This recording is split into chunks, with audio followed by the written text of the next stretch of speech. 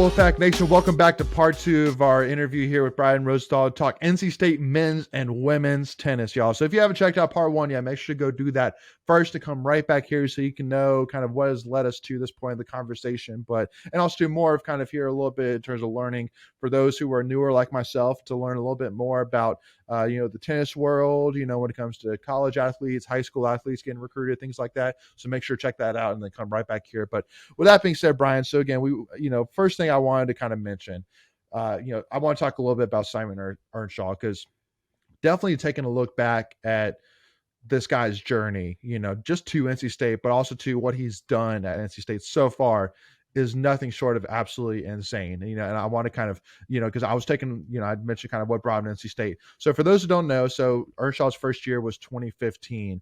And before that, he was at Armstrong Atlantic University, sounds like a small school. Like a powerhouse. Yeah, no, I do like that name. It's definitely a cool name. Yeah. But the craziest part is, so literally from 2004 to 2014, so 11-year stretch, he did not lose one single match. He was literally undefeated every single year, won this conference tournament every year in terms of the regular season, and won 6 national championships while he was at Armstrong Atlantic. And then he came to NC State, and literally his first year, he was 1-13 in the ACC. And then now he's been to 2 straight Elite Eights, went to the Final Four back in 2021. So, I mean, Debbie Yao definitely has an act for finding, great young coaches. I mean, look at wrestling and Pat Popolizio, look at Braden Holloway with swimming and diving, Kim Landris with gymnastics, Dave Doran with football, and she got another one there in Simon Earnshaw for sure. So I mean, we'll definitely talk about Kyle Spencer and the men's tennis, which definitely deserve their own, praise for sure. But I mean, to me, you got to start with Simon Earnshaw. I mean, this dude has absolutely revolutionized, I think, women's tennis at NC State. Well, let's start with Debbie first, because okay, cool. Without her vision, I'm a huge fan of her because of her caring about tennis. Selfishly, previous That's athletics fair. directors, no, just another recreation sport that you have to carry because it's a traditional sport, right? Boy, did she came in and guns a-blazing, looking for the best candidates, and she did it. I mean, Simon's a really good coach, and he didn't have a lot to work with as far as facilities back then. I mean, the outdoor facility when he arrived was the worst in the conference, I think. Now the outdoor facility is right up there in as one of the best. I think outdoor viewing areas in the conference. Our indoor facility is still very outdated, but we're kind of landlocked there. So hopefully, some engineers can pull a miracle and some money can flow in, and we can make the indoor facility a lot better. I mean, Simon has so many great connections around this planet, and I think his European coaching connection is off the charts. He's even now, I mean, he's global. I mean, he had a girl from Indonesia that was incredible last year. The girls from England, because he's English background, so he's English got name, that. Yeah. He's got that going for him, but he's also he's done an amazing job even here in the States. He's got great transfers. Jada Daniel, probably maybe the greatest transfer in NC State history on both men's and women's side. He got her from the plains of Auburn a few years ago. So he's believable when you listen to him. When he listens, you speak. He's not the tallest guy in the world, but he commands your attention. He's very serious, but yet has a very funny, dry sense of humor. I think he's got all the tools to be a great tennis coach, and he's proven that. So he's doing great. I mean, it's unbelievable what he's done in NC State. It's off. You said it's ridiculous. Like when I no offense to the women, for the last many years when I played, and then right after that, it was bad. It was dark times, and it was dark times for a lot of sports, right? Before Yao Sure. on the Olympic side. So, like I said, credit to her. She put a lot of stock into it. She cared a lot about it. She would attend the matches. Like, she attended a lot of tennis matches when I would come randomly, 7-8 years ago. I'm like, wow, Yao is, again, she's here and she's here. She's always watching. So, I mean, just what else can you say? He's done it. He's got the job done. He should be recognized as, I would think, one of the best coaches we have on campus. I'd have a hard time disagreeing with you there for sure. And He and won a especially national championship. yeah. Well, and again, I mean, he's knocking on that door. I mean, it's only to me, it's not a matter of if, it's just a matter of when. I mean, again, to go to two straight Elite Eights 2 years in a row, and was a point or two away from getting to two straight Final Fours 2 years in a row. I mean, it's unbelievable. Simple as that. I mean, again, 2021 had a program best four players honored as All Americans. Ended the season number 6 in the country. It's crazy for sure. So kind of talk to me too, because I know for us, like, really one of the main reasons Tuffy Talk was created to really, shed some light on all of these sports that, just don't get talked about enough. As simple as that, but they should. And if you were talking to an NC State fan who's never gone to a tennis match, never really, cared too much about it, obviously, you can immediately look at, if you go, you're going to see a great product. You're going to see a team that more has a great chance to win. But I mean, is there anything besides those two obvious things that you would kind of pitch to an NC State fan who's kind of has that mindset? Here's my pitch to NC State fans that are on the fence to go to a men's or women's tennis match. Please. There's a stadium right across the street, and if you like baseball, there are plenty of times where baseball and tennis play either same day or same time. So if you're just like, I just don't know if I can waste my day. I don't like tennis. I'm not into tennis. My kids will get bored watching tennis, but we love our baseball team. Figure it out. Look at the schedule, and that's your kind of your dive into tennis, is to do it with baseball. We play with baseball, like, it seems like 30% of the time, so you can actually go back and forth. But if baseball is playing at noon and tennis is at 3:30, that's the introduction, I think, to watching college tennis. It shouldn't be that way, but I get it, right? Like, if you're not a tennis fan, but you love NC State athletics, that's the way to approach it, in my opinion. Like, Okay. go when there's baseball, because you love baseball, you love the stadium. You've been doing it for 15 to 30 years, 40 years for some people. Just that's how I would approach it. You're going to get to see a great product. NC State women are number 3 in the country, right? I mean, can you imagine if football was 3 in the country, or men's basketball was 3 in the country? Like, It'd be the most I mean, expensive ticket in town. Oh yeah. yeah, I mean, and so Carolina's 2 and Duke is 5. We have some. This is women's tennis. We have some incredible women's tennis in this triangle. And then you have a couple other teams, I think, that are right in there in the top 10 in the ACC. I think UVA is like 8 or 9. So, my point is, like, that's how I've always tried to sell going to a tennis match. Go, Okay. if you're into baseball, just walk, just get there. I mean, that's the way to do it. Right. Yeah. So along those lines, I got a couple of rapid fire questions here. So let me just throw these out. A tennis match, how long can a fan expect it to take? Because that's always a question, right? Yeah, that's one thing that scares people. A long match can take upwards of Sure. 4 hours. A long match can go the distance. A 4-3 final would take possibly 4 hours. The average, I would say, you're looking at is like 2.5.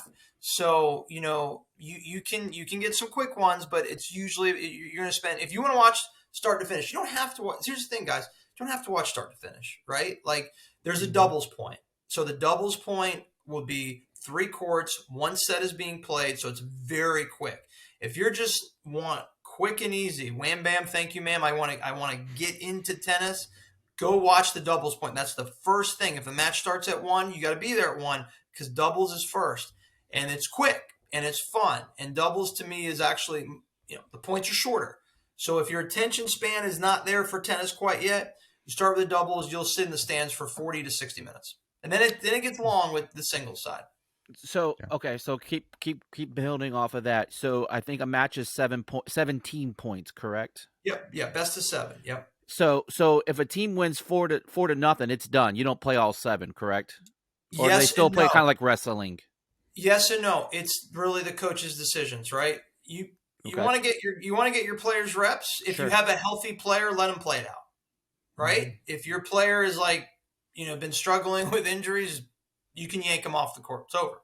So First team to 4, you have you see it sometimes. The coaching staff will play it out. We lost a heartbreaker men's tennis to Northwestern last week, and I think they played it out to a 4-3 win for Northwestern. I think Northwestern had it at 4-2, and the coaching staff, they played it out. They'll play it out. They'll play it out sometimes, but yeah, sometimes they'll just yank them off the courts. Got you. And then my last one on the rapid fire session, if you will, do men and women play on the same day, or do they typically, because I know like women's and men's basketball don't play the same day. How does that work? Very rare, very, very rare. Remember, we can only put one team on at a time. We only have 6 courts. Most facilities only have 6. So we're not in trouble there as far as facilities go. You can play men at noon and women at 5. It can happen. Yeah, okay. On a Saturday, not on a weekday, no way. Because here's the biggest problem I think that tennis faces. We have a lot of weekday matches. You have to. How many people are getting to a tennis match at 4 p.m. on a Wednesday? Right. Not many. Yeah. I'm not. And I'm one of the biggest fans. I mean, I'm not.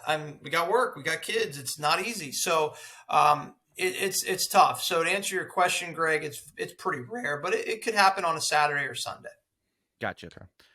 All right, Leighton. Yeah. I'm out for right now, so back to you.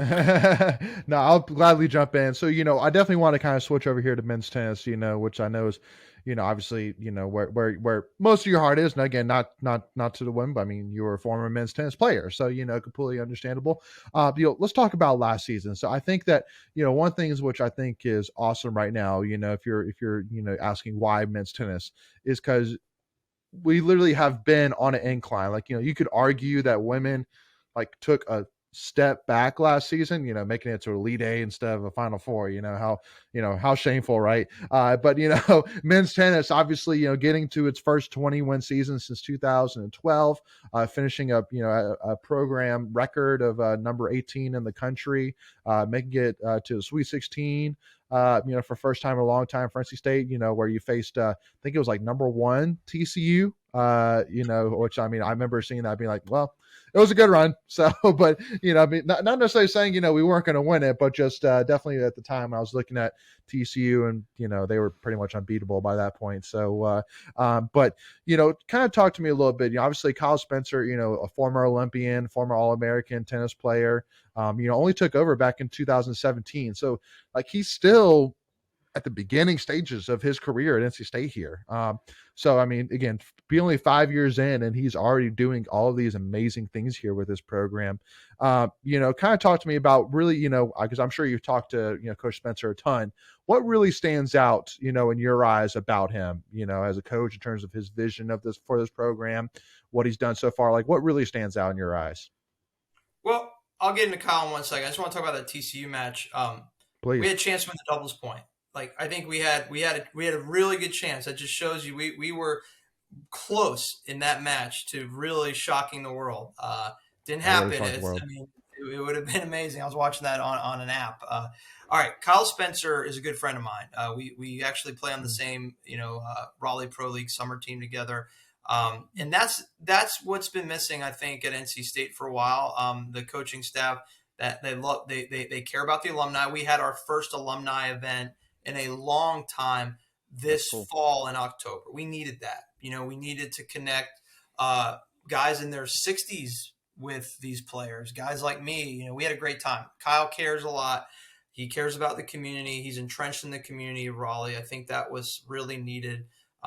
The positivity he brings is unbelievable. Chris James, the assistant coach, good friend of mine as well. Incredible playing background, played at Purdue. And this is the first time in a while that I think men's tennis has had a duo of coaches that have played at a very high level and coached at a very high level. We've had some great assistant coaches work under John Choboy, previous coach to Kyle Spencer, but John was not a high profile tennis player, and Kyle Spencer was, and I think that brings big recruits, whether global or domestic recruits, to NC State. Kyle can play, Kyle can coach, and Kyle's a great person. That trio is just so important to coaching at this level. And man, I just am so excited that he's here, and I know that he, was probably very much wanted after that incredible 19 campaign leading up to COVID, and he's still Mm-hmm. here, and that shows that he cares a lot about this program and loves Raleigh. Well, and that kind of takes me to my next question, which is, one story which I love, from the wrestling side, which will kind of lead into my question here about, Coach Spencer, is that I remember, when Pat Popolizio, when, we started to, compete, nationally, we got our our team high best finish. I think it was like 6th or 7th, something like that, at NCAA's, and fans started to be like, he came from Oklahoma State. Oklahoma State's coach is getting older, so fans started to ask, if one of those options comes up, to go to one of the big programs, are you going to leave us to go to them? And he basically responded blatantly on Twitter, was like, we are one of the big programs. We're it's not Oklahoma State and then us. Like, we're right there with the big guys. In our eyes and in a lot of people's eyes, no matter who you talk to. So, one thing which I want to kind of talk, I mean, obviously NC State, is a program that has definitely competed, but it's definitely not, you know, like, you know, like Virginia, UNC, even, they have a long history of competing with the top. But I mean, but obviously seeing Kyle Spencer, I mean, he was a former assistant coach at Southern California, at Baylor. He was a former head coach at Maryland, assistant coach at SMU. So he's been all over the place. So, I mean, do you see NC State as being one of those programs now that, I mean, it would take a lot for either of these coaches, potentially, I know you're not them, but do you kind of see that as maybe their mindset more of that, we are one of the big programs now, I don't really see it as a step up now. I think it's a combination of believing that you are one of these programs. I think Kyle and Chris are very close to reaching that elite level, consistent top 15 level.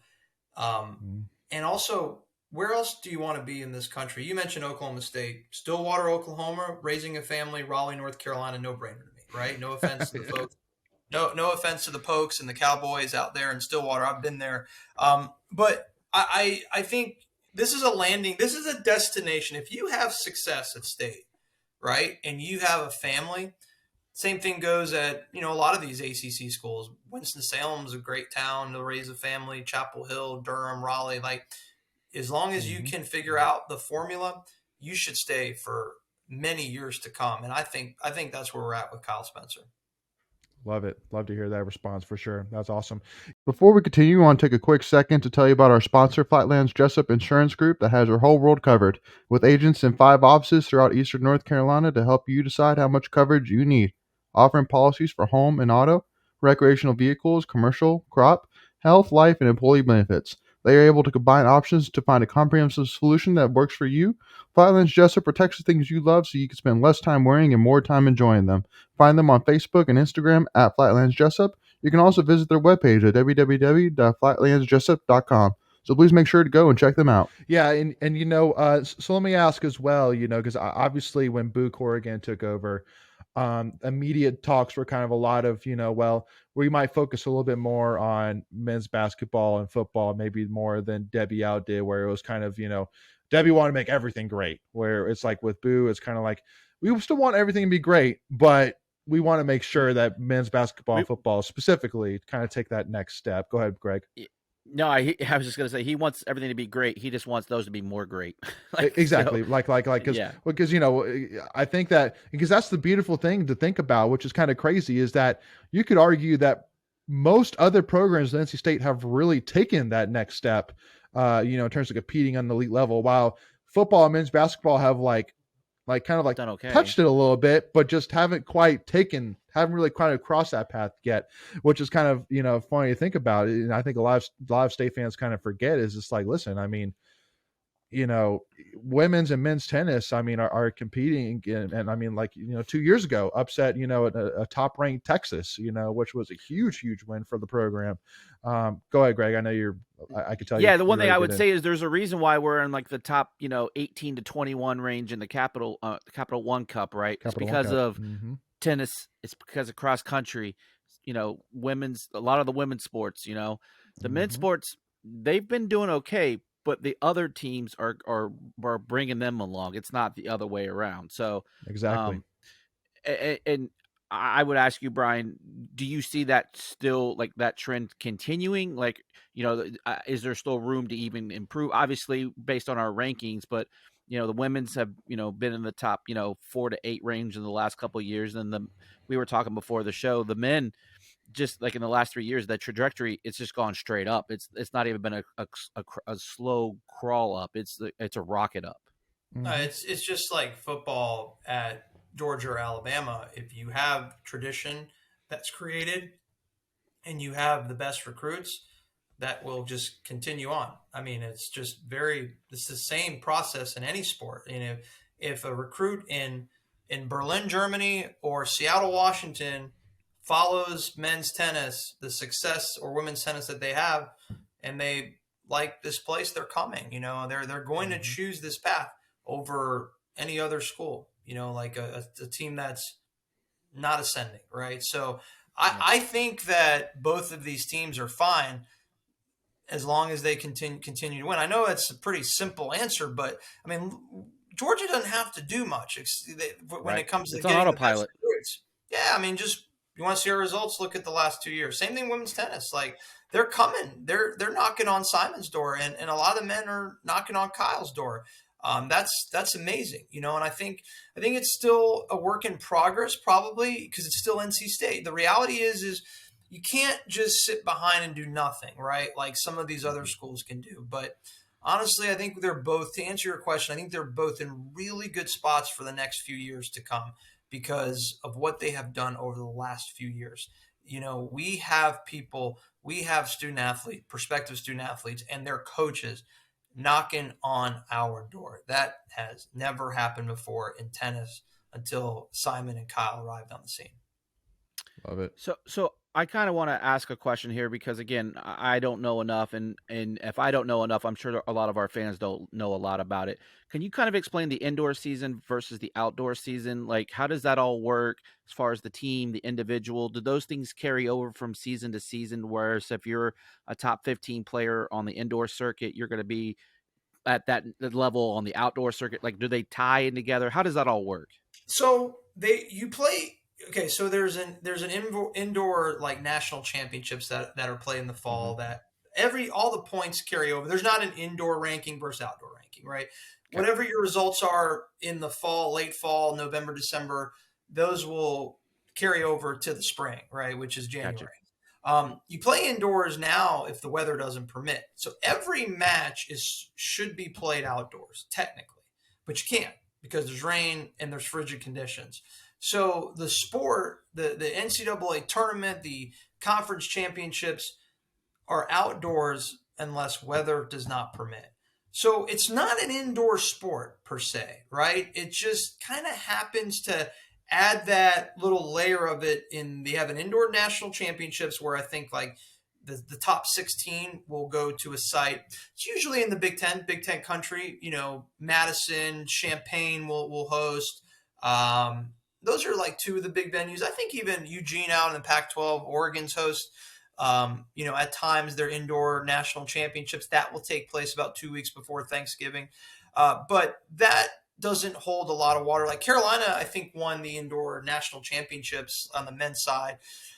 It just doesn't mean much. It's kind of like winning the NIT in the preseason NIT and MSG. Just Gotcha. like 4 teams get invited. It's nice. It's a nice thing to win, right? You want to win Gotcha. it in whenever that's being played in November or December.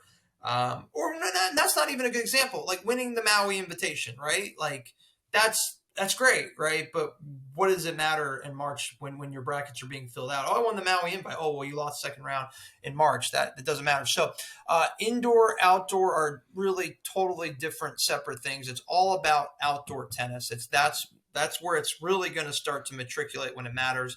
Late March through the end of the season, you shouldn't ever play indoors unless there's a monsoon. And they'll play outdoors. If it's raining all day, they'll say, we're going to wait it out. We're going to wait till these courts dry because the coaches want to play outdoors. Yeah. Gotcha. Okay, good. And let me ask you this too, Brian. I think, one thing which might, kind of might kind of impress a lot of NC State fans for sure is, obviously, you always want to see those ACC rivals that we're all used to. You want to see State play UNC, you want to see State play Wake Forest, Duke, Virginia, you name it. And like when I was looking at the stats, one thing that really stood out to me is, for men's side, that 6 of the last 9 years that there's been an NCAA champion crowned, the winner has been from the ACC. Yeah. Virginia's won 5 of the last 9, and Yeah. Wake Forest won one of those as well. And then for the Yeah. women's side, last year, the top 6 teams, 4 of them were from the ACC. UNC, Duke, Virginia, and NC State were in the top 6 of the final rankings. So, I mean, is it fair to say the ACC is, that conference in NCAA? Women's tennis, 100%, I think. Okay. Women's tennis, 100%. You can make an Okay. argument the SEC is the king on the men's side, but this year, man, there's some teams out there that are going to shock the world, and FSU is one of them. FSU's 9 in the country. You talk about Wow. It's been a long time coming for FSU to be back in the top 10. They have been a very average program for years. I don't get it because they have all the Yeah, that's tools. shocking. Yeah, so ACC's up there. I mean, I would say it's 1A, 1B, SEC, ACC tennis for the men. I think the conference is off the charts good. I think it's clear beyond any other conference. The Big 12 is really good too, like Texas, Oklahoma is. I think both of those. We play Oklahoma. Women play Oklahoma. You mean very SEC soon. to be? They are, yeah. That's They're SEC to be. That's true. Yeah. So Yeah. right now, the Big 12 in women's tennis, their lead dogs, Texas, Oklahoma, are both, I think, in the top 5 or 6 as well. But Wow. yeah, ACC women's tennis is the queen of NCAA tennis. Okay. Yeah. I guess kind of my next question is like in a lot of the non-revenue sports, you see like one site is always the host for the championship. Is that that way with tennis as well, or does that kind of rotate? It's been a rotation. The last few years, Cary Tennis Park, which is about 20 minutes from campus in West Cary, hosts a lot of great events. They have hosted the ACC for several years, and now that's been moved down to Georgia at a beautiful public facility down there. I can't remember which town it's in Georgia, but the ACC championships have been played, I think, the last 3 years down there. Brutally hot, in late April. I think that Georgia always seems to be the hottest place to play tennis in the summer. But yeah, I mean, it does. To answer your question, Greg, the rotation has been pretty slim. It's primarily been Cary and this new Georgia facility. They want to play it typically not on a campus because you have to play a ton. You want to play a couple matches at the same time, so you need about 20 courts to do that, right? You're gonna have men and women. I mean, you need a lot of courts, so you need to find a public facility that has a multitude of courts, and none of the campuses provide that. Gotcha. And then does it cost to go to the games? Because or the matches, excuse me, because that's always something that fans want to know. Is there a charge for that kind of stuff? The conference championships, yes, and the NCAA tournament, yes, very minimal. I mean, I think it's $5 or $10 to walk in the doors of a NCAA tournament match. So it definitely won't break the bank. These dual matches, regular season matches, whether they're playing Carolina or Meredith, there's zero charge for it. They actually are giving you stuff to come in, like Domino's Pizza and Chick-fil-A. So you'll actually come ahead if you go to a tennis match most of the time. Gotcha. There you go, fans. There's no reason why you shouldn't go to support them then. No. And let me ask kind of one final question to wrap this up, Brian. But, obviously you talk, you've spoken with, and probably still do speak ever so often with, obviously the coaching staff, the players, former players, whatever it may be, kind of talk a little bit in terms of the players' perspective in terms of, what does, a fan support mean for them?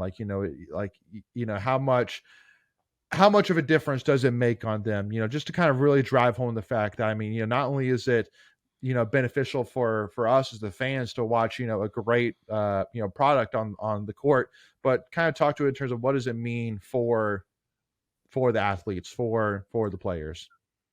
Well, every sport has a huge mental component to it, but I think tennis and golf are the two biggest ones. So if Oh you yes. bring a massive group of fans that are especially rowdy fans, college fans, Oh. screaming and yelling right on top of these tennis courts, you get into the head of the opposition, it makes a huge I'm in. impact. You're in. There you go. So you need to come to one of these matches and just start screaming and yelling. And you know what? You can't do this at a pro event. Okay. So Greg is screaming whatever he wants to scream at the Tar Heels. He can do it. I mean, unless you're Sounds doing accurate.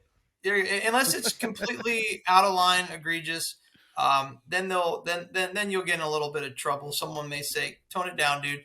But you can't do that at a tour event. You can't scream like whatever you want, and they'll say, Mhm. "Quiet, please." Usher will come to you. Please stop immediately. You can raise some heat, and you can get into the head of the opponents in college tennis matches. Layton, to answer your question, man, I wish I had more of that. We didn't have good seating when I played. We didn't have great teams. I think like we were ranked, but man, I mean, like maybe in the 50s at the time. I don't even remember. I can't even find records of our stuff. Like back in the Stone Age, there's just nothing there that really shines. Someone said to me, "Oh man, I found you played this match against ECU." I'm like, I have no idea because I don't have a great memory of like all the college matches. But I'm like, I can't find it. I don't even know how you found it. That's awesome. But long story short, like yeah, you need to come like get rowdy because it's actually very much welcome at these tennis matches. It's not like, clap, oh great point. That's a misconception with tennis. It's sort of like that a little bit on if you go to a pro event, but college is just, man, you can yell and scream and it's a lot of fun. Like during play, like not No, maybe no, when no, they after the point. serve. After the Okay. point. After the point concludes, Okay. like you And can let them scream have what it. you want. Like, yeah. Yeah. You can get into people's head. Like you can be sarcastic. Like you can say stuff like, Go. "I would have made that shot," or "God, you Yeah. suck." Like, you can say that, and it's gonna be fine. That's But funny. it has to be That's it funny. has to be after the point's Yeah, concluded. Yeah. yeah, for sure. Okay. That's fair. All That's right. So fair. yeah, so there's still some etiquette there. Yeah. There's Like definitely more regular tennis. etiquette. Yeah, there's still etiquette in tennis. Um, it's never going to be like football or basketball, but we're getting closer to making it more fun, especially on the college level. I think Love you to kind hear of it. have to, right? Because again, you want to encourage people to come out, and if it's really stuffy, I don't know if people really are into that. So that No, makes if sense. it No. and it was honestly like when I played, the crowds were slim because they didn't know we weren't educated. The like college students tennis like it's a country club sport. I Right. don't want to. Do we wear all white? It's like people just didn't know. And now I think the word's gotten out. Word travels. Like people are posting the matches on Twitter videos or TikTok, and they're like, "Oh, that actually looks kind of fun." So, also one more thing I'll add is like tennis has become huge over the last few years, and I think because of COVID, that's helped. A lot tennis is like one of the fastest growing sports with pickleball. So we're starting to see the audience is growing. Like last year, I went to some matches and I was pleasantly surprised. So it's a good thing. It's awesome. Okay. Good to know. So last fun question. So one match for your life, would you take Nadal or Djokovic? Would I want to play or beat him? I don't understand. If they were going against So each who would other, win? who would win? Who's Your your life on the money? line. Well, Who? hold up. You got to give some more things because one player's better, like on court, Yeah. clay. Like, Yeah. come on, Layton. geez. Come Oh, on, come on. come on. Hey, if He's you want to ask the different. Greg is question, right. So great. So the betting market would have Nadal, if he's healthy, a much bigger favorite on clay over Djokovic, right? It's just his Really? natural surface. He's the greatest clay court player. no, of he's all the time. greatest. Yeah, Yeah, Oh, like it's geez. by a mile. So or if we play on hard, which is the standard surface and I know where Lade's going with this. If it's a hard court life Djokovic. bet on the line, I'll take the Joker over Nadal. But on clay, it's a totally different Not game. even close. Yeah, so it's the clay. The clay slows down the game. It's just different, man. It's like more athleticism. I think is involved with clay. You can slide on the clay. It's a grind you out type of surface where hard things are going to go quicker and faster. So Djokovic on hard, Nadal on clay. Probably not the answer you wanted, but that's just the reality behind it. No, I mean, I learned a lot right there. Again, it just shows. Again, like King Richards taught me a lot, and that, I feel like that's saying something. So but anyway, well, Brian, thank you so much. And again, if you wouldn't mind, for those who maybe didn't see part one or didn't remember part one, if you wouldn't mind just kind of giving again the same pitch in terms of where our followers, fans can find you. Yeah, you can follow me on Twitter at Rosenthal Razor, and you can YouTube some of my podcast interviews. Just type in Brian Rosenthal, and Lines Are Out was a podcast show that I used to host before signing on board with Beer Life Sports. You can follow Beer Life Sports at Beer Life on Twitter. Again, I do as a side hustle, as for fun. It's not my primary job, but I love to interview in the fantasy football space and in the gambling space for all sports gambling. So do that on a weekly basis. Not as extensive as you gentlemen. You guys do an incredible job for NC State, and I will continue to follow you for throughout the duration, especially the men's basketball season. Going to be interesting to see where this goes. I had very low expectations, so I hope we're dancing. Not the only one. Yeah, I know, right? Got to dance, man. I mean, it's like this is a pretty down conference this year, and it's an opportunity to take advantage of it, and hopefully we'll dance. I know the men's and women's tennis team will be dancing. Hopefully men's basketball is as well. Amen to that. Awesome. Amen. Well, thank you again, Brian, for your time. Really do appreciate it. And yeah, Wolfpack Nation, I mean, definitely cannot stress enough, to go support both these teams. They have definitely deserved it. And also too, again, it's beneficial for them, but it's also going to be beneficial for you. You're going to see a great product. You're going to see a great NC State team compete, and more likely, if it's ACC matchup, you're going to see two really good teams compete against each other in a big match. So make sure to go and check them out, and make sure again for us, if you don't mind, if you haven't already, hit that subscribe button, hit that notification bell. First and foremost, hit that like button if you enjoyed this interview, and give us a follow. Tuffy Talk now on Twitter and Instagram. But thank you all so much again for tuning in. We will talk to y'all soon, and as always, go Pack, baby.